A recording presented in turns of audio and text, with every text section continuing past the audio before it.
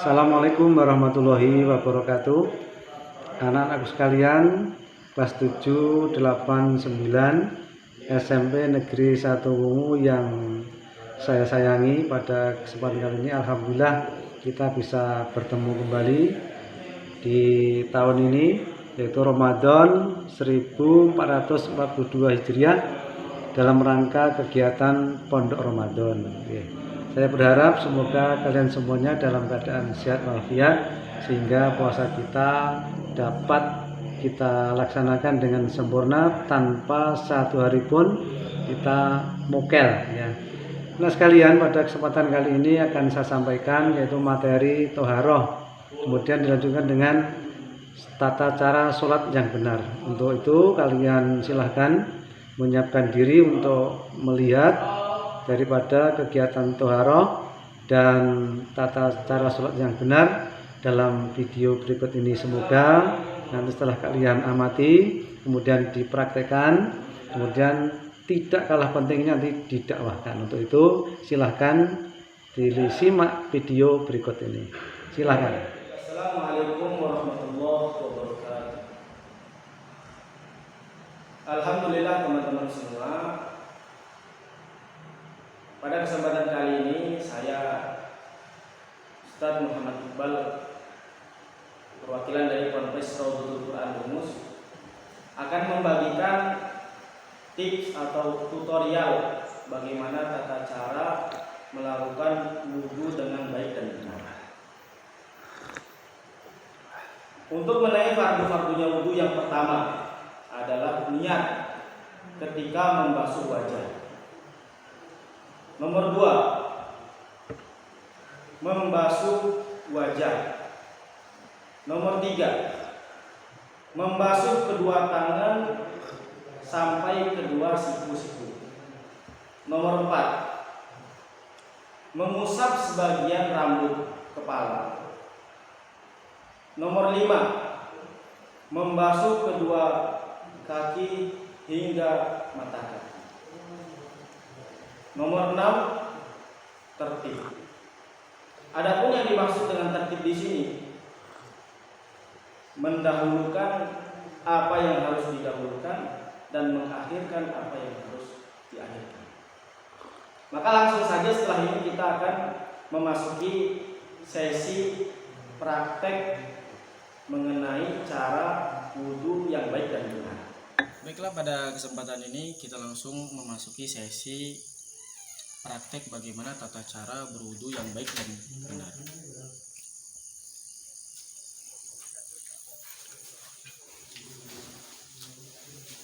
Di dalam melakukan wudu, maka sebelum kita memasuki fardu-fardunya wudu, maka disunnahkan untuk membasuh telapak tangan. Dan di antara guna membasuh telapak tangan adalah membersihkan tangan kita dari kotoran-kotoran atau najis-najis yang menempel di tangan kita. Kemudian masuk yang berikutnya, berkumur. Di antara sunnahnya berwudu adalah berkumur.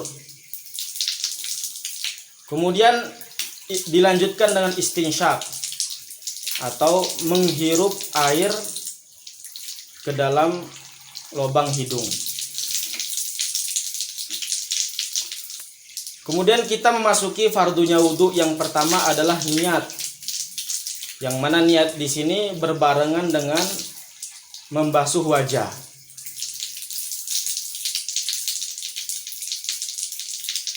Di dalam fardu yang kedua, ketika orang yang berwudu membasuh wajah, maka berbarengan dengan melafadzkan niat. Lafadz niatnya wudu, nawaitul wudu'a li raf'il hadasi asghari fardhu lillahi ta'ala. Ketika seseorang yang berwudu merasa kesulitan untuk melafadzkan niat berbarengan dengan gerakan membasuh wajah, maka cukup niat di dalam hati bahwasannya saya niat melakukan wudhu, maka sudah dianggap cukup sebagai orang yang niat ingin berwudhu. Kemudian fardu wudhu yang ketiga adalah membasuh kedua tangan hingga ke siku.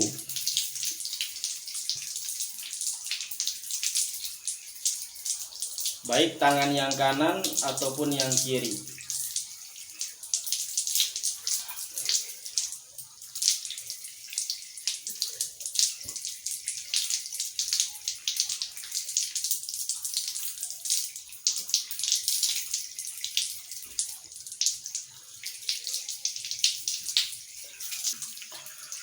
Memasuki fardu wudhu yang keempat adalah mengusap sebagian rambut kepala.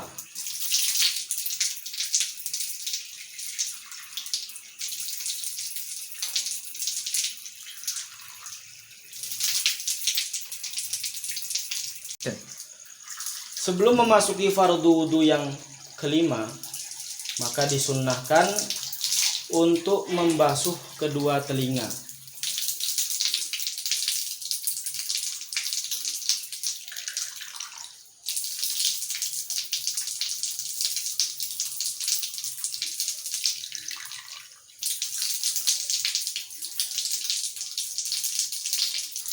Memasuki fardu wudhu yang kelima adalah membasuh kedua kaki hingga mata kaki,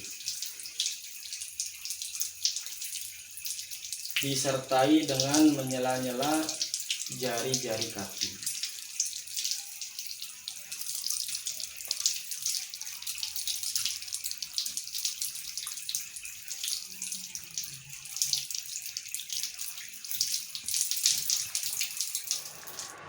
Baik teman-teman semua, memasuki pembahasan yang berikutnya mengenai perkara-perkara yang dapat membatalkan wudhu. Yang pertama, keluarnya sesuatu dari dua jalan, baik jalan kubul yang dikenal sebagai buang air kecil ataupun jalan dubur yang dikenal sebagai buang air besar. Perlu difahami, di antara yang disunnahkan ketika kita buang air kecil, maka disunnahkan untuk jongkok, tidak disunnahkan dengan berdiri. Dikarenakan kalau ketika kita istinja buang air kecil dengan berdiri, maka dikhawatirkan air najis yang keluar dari kemaluan kita akan menyiprat ke anggota tubuh kita ataupun ke pakaian, sehingga inilah yang menyebabkan sholat seseorang menjadi batal ataupun tidak sah. Yang kedua, tidur yang tidak menetap pada tempatnya. Yang ketiga, bersentuhan kulit antara laki-laki dan perempuan yang tidak ada hubungan mahram tanpa ada penghalang.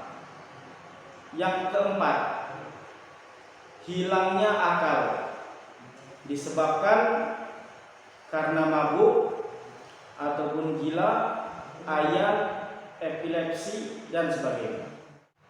Yang kelima, menyentuh kemaluan menggunakan telapak tangan bagian dalam. Cukup sekian. Baiklah teman-teman semua, memasuki sesi yang berikutnya adalah tata cara di dalam gerakan-gerakan sholat. Yang pertama adalah berdiri bagi yang mampu untuk berdiri. Yang kedua adalah niat. Contohnya niat melakukan sholat fardu zuhur. Adapun lafadznya usolli fardu zuhri arba'a raka'atin mustaqbilal kiblati adaan ma'muman lillahi ta'ala. Yang berikutnya adalah takbiratul ihram, sembari mengucapkan Allahu Akbar Adapun peletakan tangan ketika takbiratul ihram, kedua tangan dibuka sejajar dengan kedua bahu.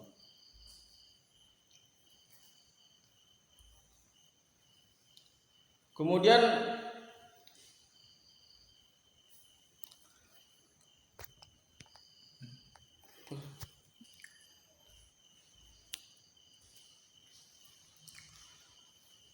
posisi tangan ketika sedekap, tangan kiri berada di bawah, tangan kanan berada di atas.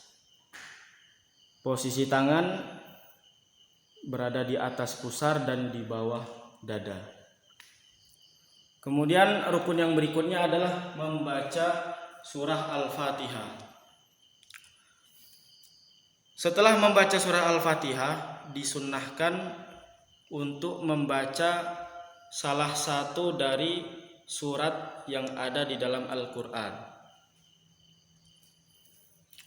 Rukun yang berikutnya adalah ruku disertai dengan tumak ninah.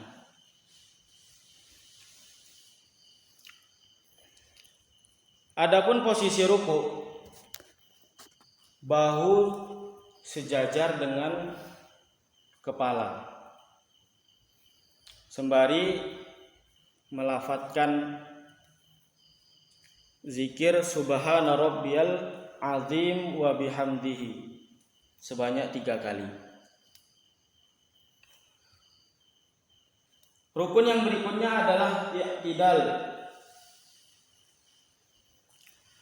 Ketika mengangkat tangan,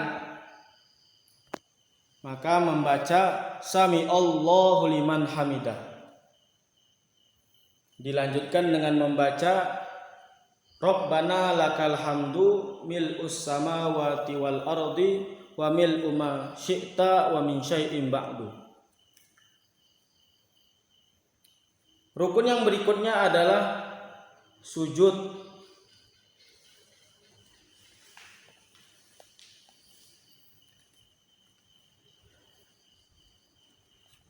Di dalam sujud ada 7 anggota yang harus menempel di tempat sujud. Yang pertama kening, kedua bahu, kedua telapak tangan,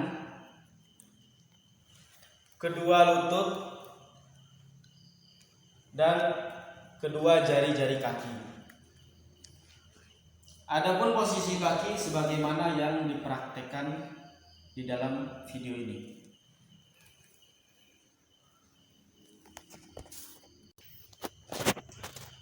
Rukun yang berikutnya adalah duduk di antara 2 sujud.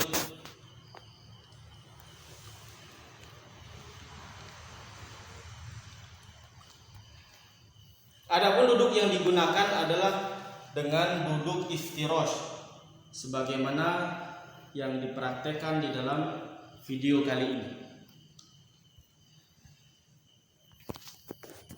Dengan membaca Rabbil firli warhamni wajburni warfa'ni wahdini wa'afini wa'fu anni. Yang berikutnya adalah sujud yang kedua, sebagaimana sujud yang pertama. Adapun bacaan ketika sujud subhana rabbiyal a'la wa bihamdihi, dibaca sebanyak 3 kali, disertai dengan tumak ninah. Adapun rukun yang berikutnya adalah duduk tahiyat akhir atau dikenal dengan duduk tawaruk. Adapun posisi duduknya sebagaimana yang berada di video kali ini. Rukun yang berikutnya adalah membaca tasyahud akhir. Adapun lafaz tasyahud akhir At-tahiyyatul mubarakatus salawatut thayyibatu lillah. Assalamu alayka ayyuhan nabiyyu wa rahmatullahi wa barakatuh. Assalamu alayna wa ala ibadillahis salihin. Ashhadu an la ilaha illallah wa ashhadu anna Muhammadar Rasulullah.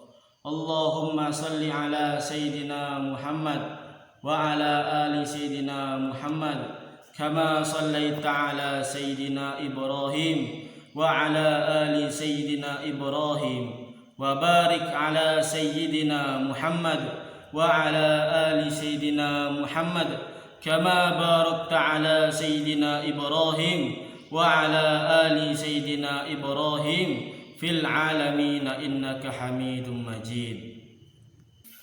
Ketika lafaz asyhadu alla ilaha illallah, maka jari telunjuk sebelah kanan menunjuk ke arah kiblat.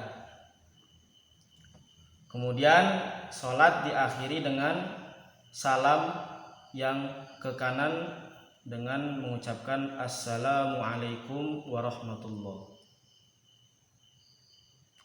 Dilanjutkan dengan salam yang ke kiri membaca assalamualaikum warahmatullahi.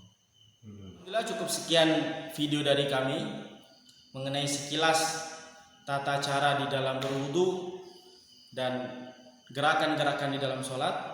Semoga video ini bermanfaat bagi diri saya dan diri kalian semua. Wabillahi taufiq wal hidayah wa ridha wal inayah. Wassalamualaikum warahmatullahi wabarakatuh.